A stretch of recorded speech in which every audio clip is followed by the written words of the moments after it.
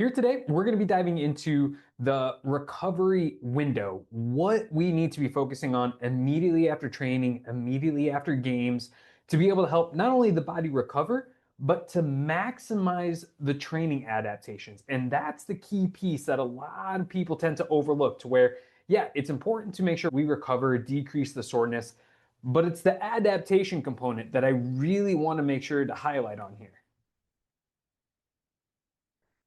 Because again, recovery isn't just about feeling less sore tomorrow. The real job of making sure that you are maximizing your recovery is to get the most out of what you just did. Between the trainings, between the games, your body is trying to get stronger, get faster, build that cardiovascular system. And every session is an investment into your own performance, into your own body. Recovery is how you collect the return on that, how you maximize the return on that. You did the hard part. Now we need to make sure that you're setting your body up to get as much as humanly possible out of all of that. So, without focusing on your recovery, without optimizing your recovery, you're leaving a whole lot on the table.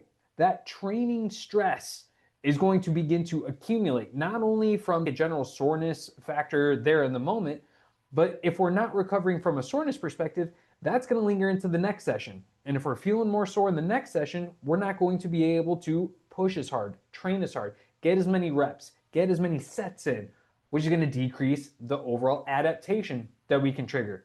And therefore, if we get less adaptation, we're not improving as much as we could have otherwise. And then not only that, if we're recovering poorly after that one as well, we not only are setting ourselves up in a snowball effect to perform worse off the next day again, but we're not even getting the most adaptation wise out of that training. And so again, it's just a snowball of negative outcomes that we want to make sure that we're avoiding. And this all comes back to making sure that we prioritize recovery. And so, why is it that a soccer player can hit a wall by Friday after a long week? Why can any athlete seemingly hit a wall by the end of the week?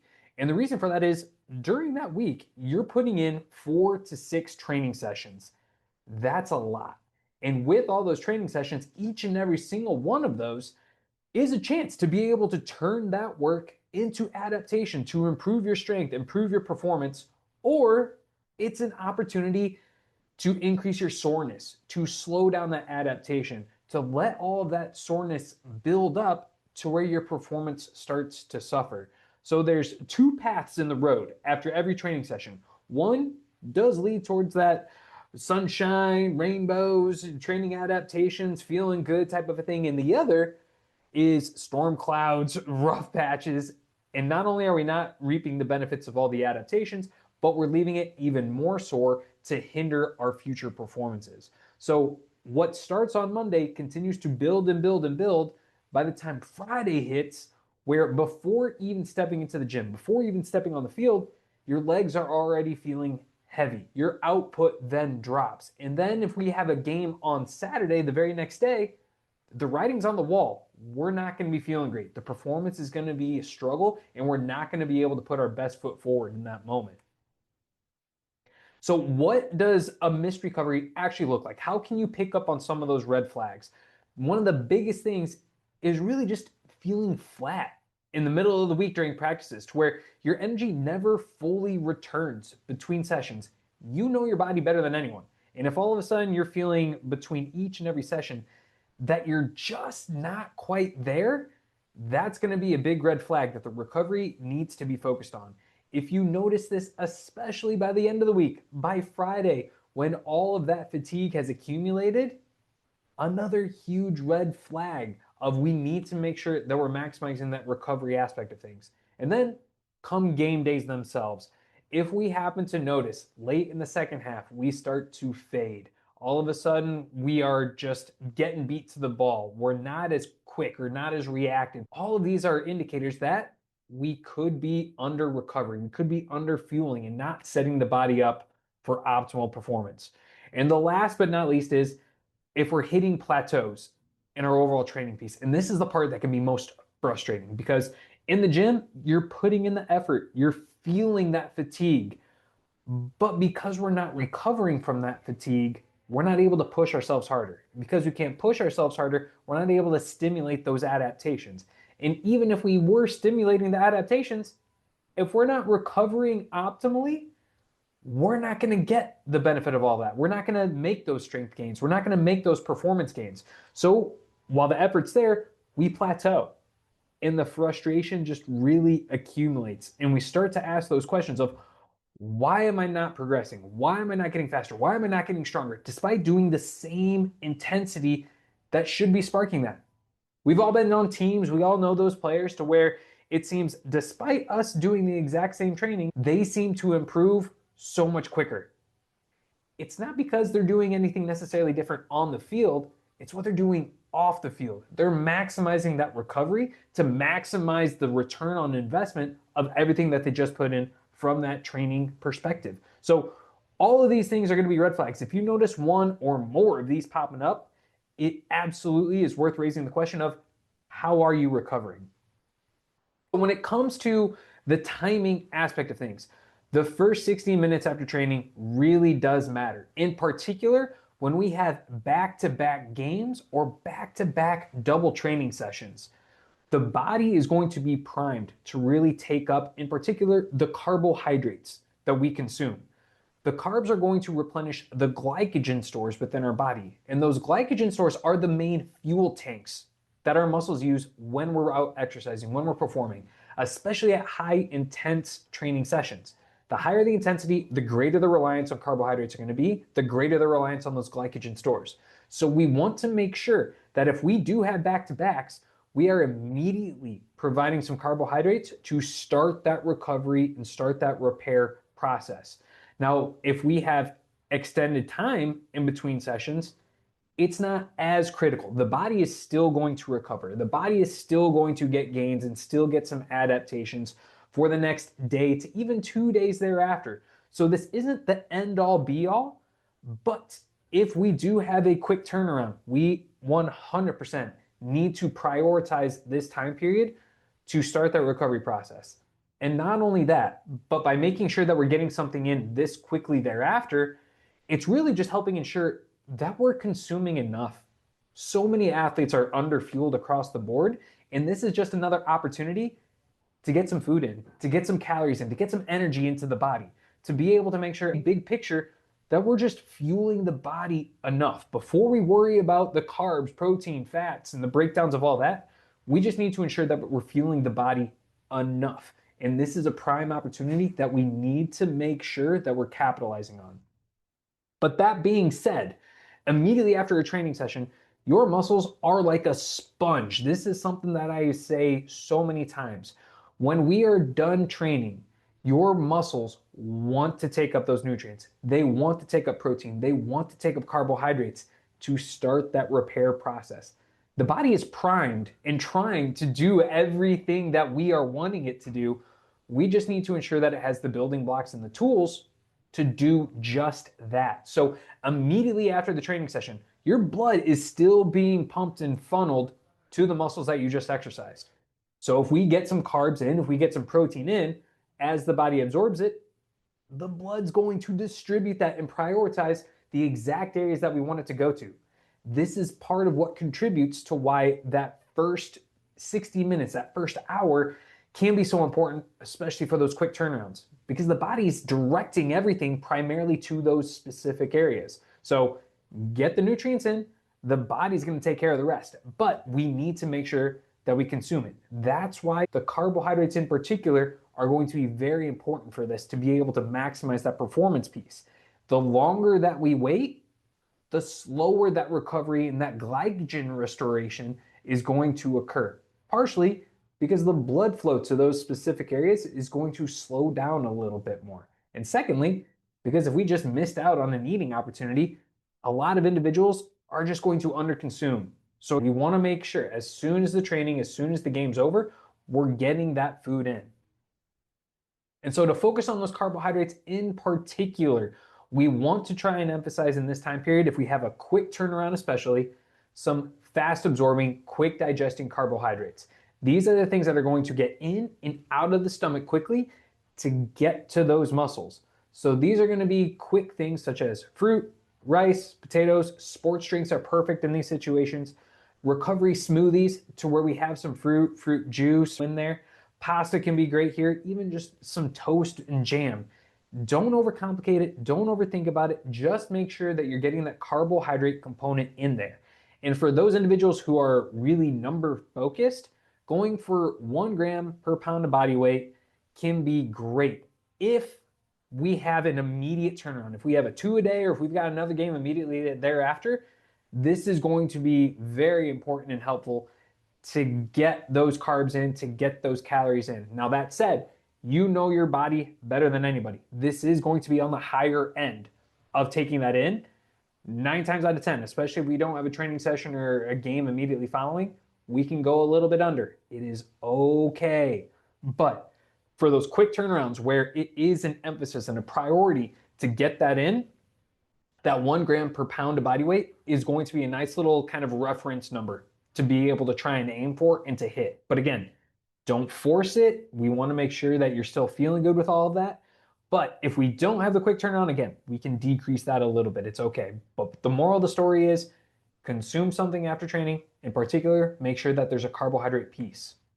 Now, when it comes to the protein component, this is an area that gets a whole lot of attention, and it originally is like the anabolic window is what gets mentioned and thrown out a lot there. The body is going to be in an anabolic state for 2, maybe even 3 days thereafter, after a training session, after a lifting session. The body's still going to take that protein up. The body's still going to build and repair muscle. That doesn't mean that we wouldn't get some additional, albeit potentially small, return on our investment by getting that protein in quickly thereafter. Again, you already did all the hard work. Let's make sure that we get as much out of it as possible. And this is one of the things that will help provide that extra 1%. And especially if we've got a quick turnaround, getting a little protein in there is just going to be able to help you be a little bit more satiated, provide some of that fullness factor, and again, make sure that the body's in a prime state to begin recovering. So a general rule of thumb is about 30 to 40 grams. This is going to be very individualized, but even 20 grams would be great for most people. If you are focusing on hitting that, you're going to be in a great spot. And then if we don't have an immediate turnaround, we're trying to kind of like resume our normal day every 3 to 4 hours. Make sure we get a little bit of protein in there. The body's going to be primed to be able to take that up, keep that repair process going, keep that building process going. But we need to make sure that we are providing that protein. So some of the best protein sources can be truly whatever is easily available, whatever's most convenient and conducive to you getting it in. So whey protein shakes can be fantastic. Whey protein is going to be quicker digesting to, like those quick carbs, in and out of the stomach. So if it is a quick turn on and you just need to get something in, this can be a great option. Milk can also help with that. Milk is what contains whey protein. Milk also contains casein protein. That's going to be an alternative type of protein powder. That's something you would want to save for another time, and it's a topic for another discussion. That's going to be slower digesting. In this time period and situation, not optimal for that. So whey protein, milk, both great protein sources, great options. The others, chicken and fish and Greek yogurt, same concept. The dairy aspect is going to contain a little bit of the whey as well as a little bit of the casein, but you know your body better than anyone. Choose those options that sit best for you, sound appealing, and also that is going to be something you can keep on hand and is convenient to start that recovery and repair process. Then the third part of recovery is making sure you're replenishing your fluids and your sodium from what was lost. When I say 150% is what you need to replace from a fluid perspective, this is where it comes to understanding what your sweat loss was. So if you weigh yourself before and after practice, not in your sweaty clothes to where that sweat is weighing things down a little bit more, but if you weigh yourself before and after practice in dry, minimal clothing, for every pound that you have lost, that's an indicator that you need to replenish 16 to 24 ounces of fluid. That is going to essentially be replacing like 1.5 times of the body weight that you lost. 1 pound, 1 bottle. The 50% is that extra half a bottle. So we want to make sure that we are adding some extra, because when we consume that amount of fluid, the body is going to pee some of that out.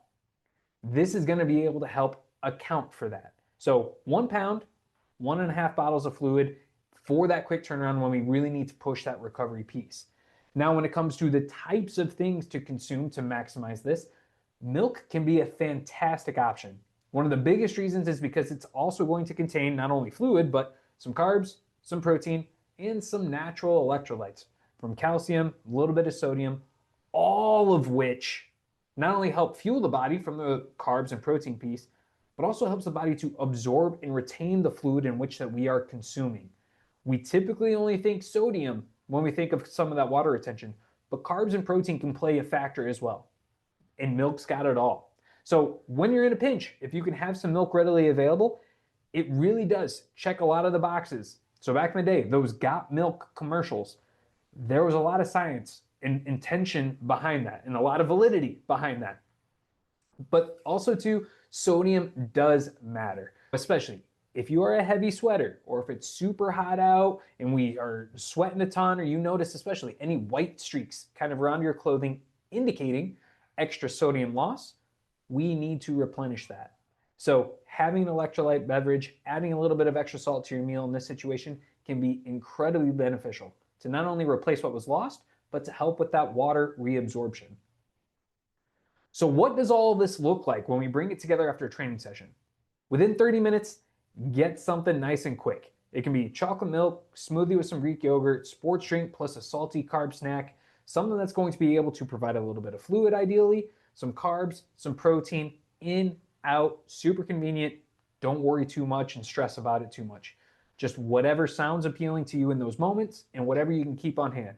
But then within 90 minutes, try to get a full meal in. So the full carbs, protein, a little bit of fat, and then the fruits and vegetables piece.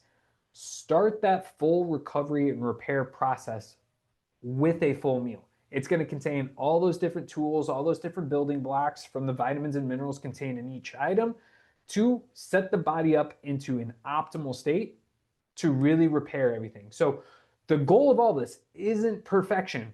It's just setting up the environment and making sure that you have the proper foods on hand to be consistent with it. Because the more of these training sessions that you're able to get that recovery in a timely manner and make sure you're fueling yourself appropriately thereafter, the more you're going to adapt, the more you're going to build your strength, the stronger you're going to get, the faster you're going to get, the less sore you're going to be, to allow you to push yourself harder in the next session and get more training adaptations out of that. So all of these things are now compounding and snowballing in a positive manner, the exact opposite of that negative scenario that we were talking in the very beginning. So focus on those key items that you know you can keep on hand, have readily available to really spark and kickstart these recovery windows. Now, some common questions that tend to pop up around the post-training recovery. What if I'm not hungry? While the window does matter during that training adaptation and making sure that we're getting the most out of our recovery, if you're not hungry, it can be tough. And so to get that most out of it, liquid options are going to be the best. Liquids are going to be able to be digested and get in and out of the stomach very quickly. They're not going to be as satiating as a full meal to where you have to chew it and everything. Like the act of chewing in and of itself can sometimes be a little daunting for individuals who are really that kind of not nauseous, but not overly hungry afterwards. So smoothies, chocolate milk, getting a sports drink in there with a choose your protein option there with it, but making sure that you are still getting something in. It doesn't need to be perfect, but you still want to try to maximize that recovery piece, especially if you've got that quick turn on. But the liquid options are going to be the most convenient and stomach friendly way to go. Do I need a sports drink every time? No, not every time. But for those hard, full 90-minute sessions when it's super hot, or if you are an individual who gets those white sweat streaks on your clothes, a sports drink can be incredibly beneficial. It's going to provide the extra electrolytes and provide the extra fluid to help replace everything that you lost and help absorb and retain the fluid that you are consuming. So it's not a matter of do we need it every time or never, as much as it is just actually assessing what was the current training session like, what was the current game session like, and does it necessitate and justify having a sports drink. So match the tool to the demand at hand. It's not a black or white, all or nothing type of approach. And then, is chocolate milk really enough? For many athletes, after a hard session, no. It is absolutely helpful and it can be a part of the overall recovery process, but it's not going to be the end all be all. It is not the only thing that is going to be required. It can check a lot of boxes from a fluid, a carb, a protein perspective, but you still want to make sure that you're getting that full meal in within 90 minutes to 2 hours thereafter to really ensure that you're getting the most out of your recovery and getting the most out of your training session. So to highlight everything, that recovering window is really where you start to get those adaptations and all of those benefits, to reap the rewards of all the effort and the hard work that you've been putting in. The main things to be focusing on: make sure we got some carbohydrates to refill that energy tank. Make sure you've got some protein to begin repairing that muscle damage. So that way, again, those muscles can build up to be stronger, decrease the soreness, and then get the fluids in to be able to help replenish the fluid that you lost, get yourself rehydrated, and that rehydration is going to put the body in a better spot to, again, allow itself to recover and repair and get itself primed and ready to go for the next time.